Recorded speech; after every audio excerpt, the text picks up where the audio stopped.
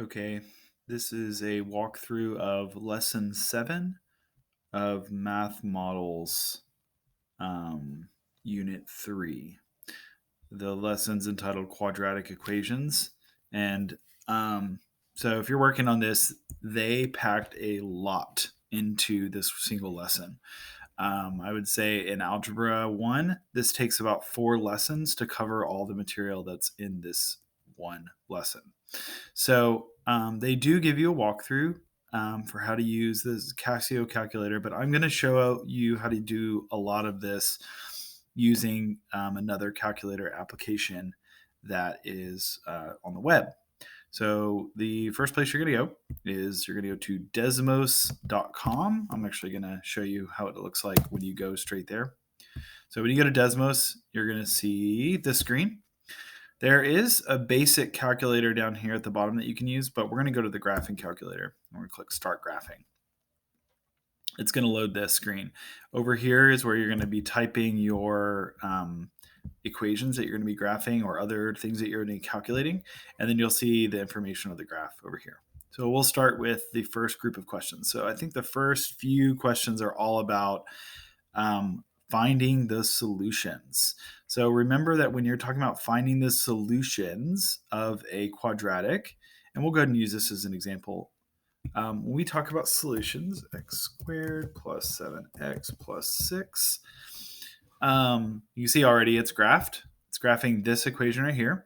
Notice that the equation says equals 0. That's because the solutions of a quadratic function are going to be the places where the graph equals 0, which are going to be these 2 points right there. -6, 0, and -1, 0. So you can see these solutions are referring to the places where the graph crosses the x-axis. So again, -1, -1, and -6. And so that's going to be your solutions to this one. So that's how you do. That's all you have to do for 1, 2, 3, 4, the first 5 questions. First 5 questions, graph the equation and find the zeros.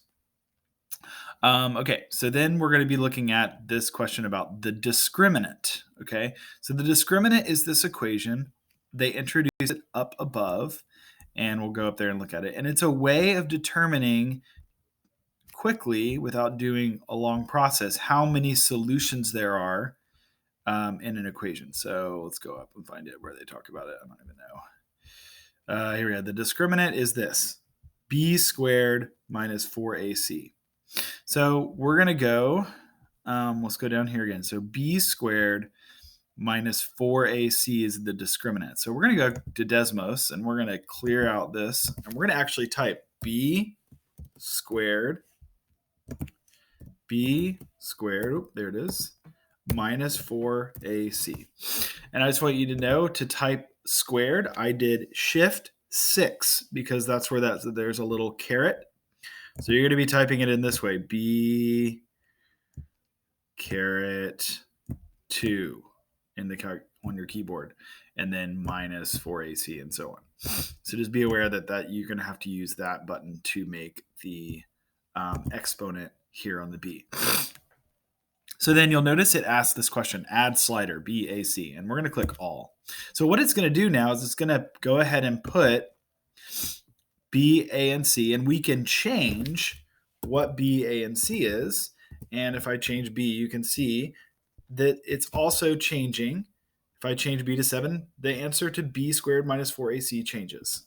If I change A, again, the answer here changes. So we're going to go and we are going to determine, based on our equation, what those numbers are. So remember that in a quadratic equation, the squared is the a, the x is the b, and the constant term is the c. So it's like a, b, c. So we have a is 6,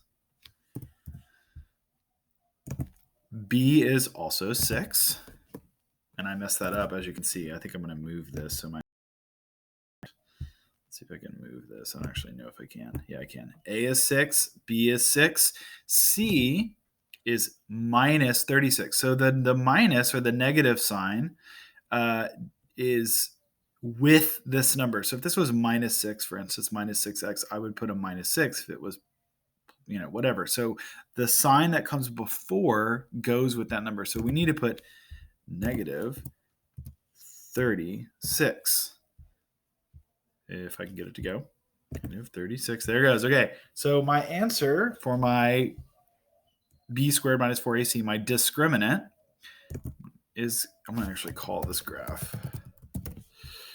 Discriminant is b squared minus 4ac.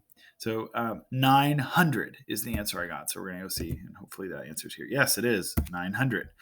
And then it asks, what is the nature of the roots? So this is kind of an important concept to understand, but there are 3 ways that this graph can look. The graph of any quadratic function can be, I'll go ahead and draw this, and I'll do a different color here. It can have no solutions. It can have, go ahead and draw 2 more graphs for us here. It can have one solution. Let's see if I can get it. Just one solution, just barely touching right there. Or it can have 2 solutions. So 0 solutions is this, 0, 1 solution, or 2 solutions. And the discriminant tells us how many solutions there are. So basically, if the discriminant is a positive number, you have 2 solutions. So we have 2 roots. It says 2 real roots. If there was a 0 as the discriminant, you would have 1 solution because it would just touch 1 time. And if you had a negative number, you would have a discriminant or you would have no solutions in that. Let's go up and see if they have a nice chart for that. I don't know if they do. But anyway, I will post an example, or I will post, it does talk about it briefly. If b squared is greater than 0, 2 roots, z equals 0, 1 root, less than 0, no roots. So I will post a little chart for that on the classroom page as well. All right, so that's how you do discriminants. So let's go ahead and clear all of this. Clear everything. There we go. Yes, clear. Okay. All right, so that's how you do discriminants, and all of these, that's how you do them. Now, one thing you need to know, it has to be equal 0. So if you have an equation like this, you need to move things around so it's equal to 0, and everything is on one side of the equation and a 0 on the other side. So this one, you'll have to move these over using algebra. That one's already ready to go. That one you're going to have to move. That one's ready to go. Okay, so that's how you get through 10. Last type of problem is they just ask you a bunch of questions about these graphs. Actually, that's not the last type. There's more, but let's talk about these. State the vertex, axis of symmetry, and whether the parabola opens up or down. This is really easy to do. We're just going to type this into Desmos. So let's go back over here. Let's go back to a new blank graph. And then we're going to do this equation. Y equals 3 parentheses x minus 4 squared. Again, shift 6. And you can see I messed up my graph a little bit. I'm going to have to fix this. Let's go back and do this again. Sorry about that. Let's go back. Okay.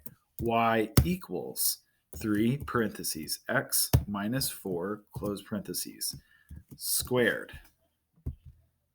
plus 1. Okay, so here's my equation graphed right here, and it just asks some questions. What's the vertex? The vertex is this point right here. So the vertex is 4, 1. See if they have that there for us. There it is, 4, 1. And that's always this point that's either the top or the bottom of my curve. The graph opens up, and the axis of symmetry is always x equals this number in the vertex, because the axis of symmetry is this line that goes through the middle of the graph. A little lag on my computer this morning. That's this line right here. So then that means that we have x equals 4 as my axis of symmetry. So again, vertex is the low or high point, this point on the tip.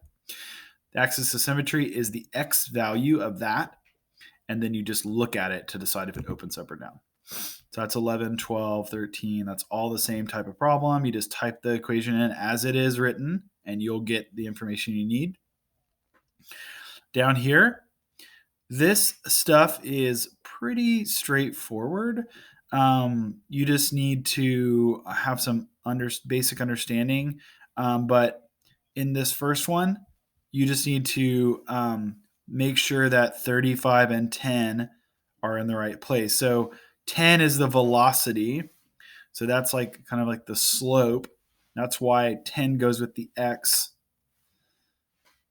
And then the roof is 35 meters high. So then that's plus 35. So that's why it's this one.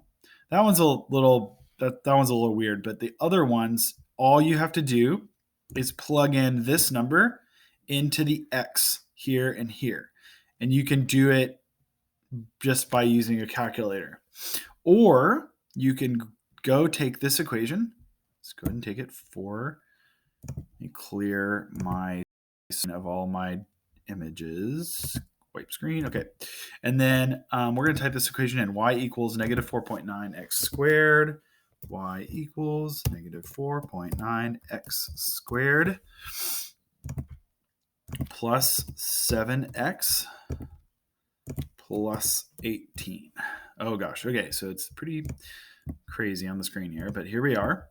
And then it wants to know after 0.5 seconds. Okay. So 0.5 seconds is going to be like way in here. There it is, 0.5. So let's go. We're going to just go all the way up to 0.5. So this line, this dark line right here is a 0.5. Now there's another way to do this. I'll show you how to do it in a little bit. But okay, 0.5. So it's right here is like 0.5. There it is. I had it right there. All I'm doing is just clicking and holding. It's about 20.2 maybe. Another way to do that is to do x equals 0.5. And then there's the intersection point, 20.275. And there it is, 20.275. And that's all you have to do. So you graph the equation, and then you find the x for this. Same thing down here. Equation, x. And then you'll find the answer here. So there's a lot in there. I tried not to make this video too long, but there is a lot of information. So you guys just reach out to me if you have any questions, and I'm happy to help you. And just hope you guys are doing okay.